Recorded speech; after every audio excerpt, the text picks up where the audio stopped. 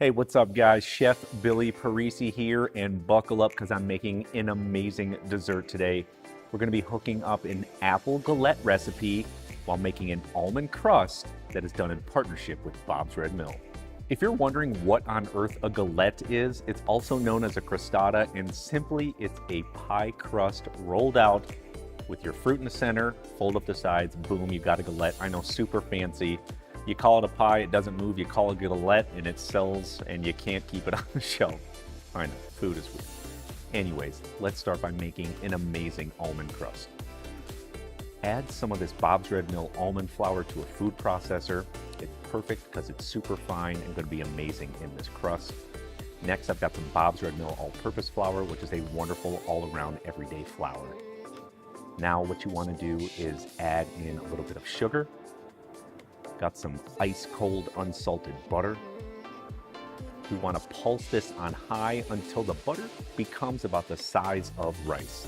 At this point, I usually drizzle in some ice cold water that I put in the freezer, and I pulse it again until it becomes a meal, and you'll notice that pie dough is perfectly done when you see it.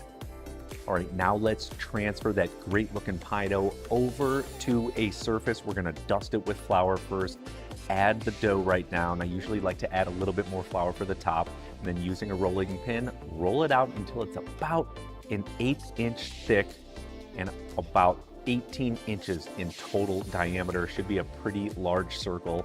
And then another great way to transfer dough once it's rolled out is starting at one end of the dough, simply roll it up over the pin all the way until the end until it's completely wrapped around the pin.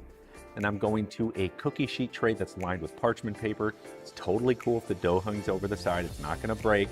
Hit it in the refrigerator. We're just gonna keep it cool, let that butter solidify, and we're gonna come back down and slice our apples. Dough is chilling, now it's time for our apples. I like to use an assortment here. So the first apple I'm gonna slice up is a Gala apple. Next, I've got some Granny Smith apples. Last but not least, some Macintosh apples.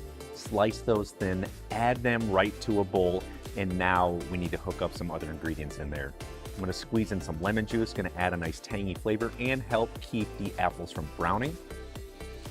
We're next gonna sprinkle in some sugar, followed up by adding in some ground cinnamon and gently using a rubber spatula or a wooden spoon, fold all of these ingredients together. You do not want these apples to break up, okay? So be gentle here.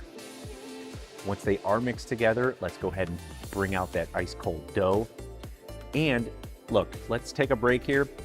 I know I'm gonna get a little crazy here and I'm gonna fan out these apples. It's gonna look, you know, maybe a little bit too intimidating, but I want you to know you don't have to do that. You can just dump all those delicious apples right to the center. You're gonna get the exact same flavor, but you wanna take it to another level, which you know I have serious problems with. I'm gonna fan out on the outside, in the center of the dough, and then of course in the inside. It's gonna look absolutely gorgeous. And then I like to add a little bit of unsalted melted butter all over the top. It's gonna bring some richness to this recipe. Finish it off by sprinkling on some sugar all over the top, on the crust, on the apples, just everywhere. Now, let's hit it to the oven on 375 degrees. It's gonna take in between 30 and 40 minutes for it to cook. But this is great timing because now we can make some really quick caramel. So go over to a small pot, add in some light brown sugar. We're gonna pour in some heavy whipping cream. Last but not least, some butter. All you wanna do is cook this over low heat until it combines. It might do a light boil. Boom, you're done. Set it to the side, and then it's time to check out our apple galette.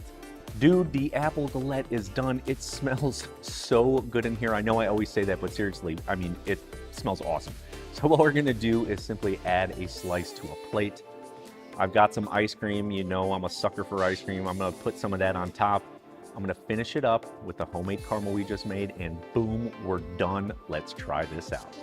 Golly, does this look absolutely incredible. Like I said, it smells awesome. It's soaking with flavor. So let's go ahead and get into some of this and try it out.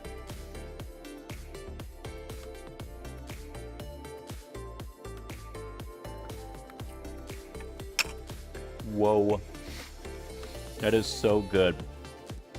The reason I like galettes is because ask yourself, what's the best part about a pie? It's of course the crust, and this almond crust is amazing and perfectly complements those apples. I don't want to talk anymore. I want to eat this. I'll catch up with you later. Come back next week. You know I'm going to have a killer recipe for you. See y'all.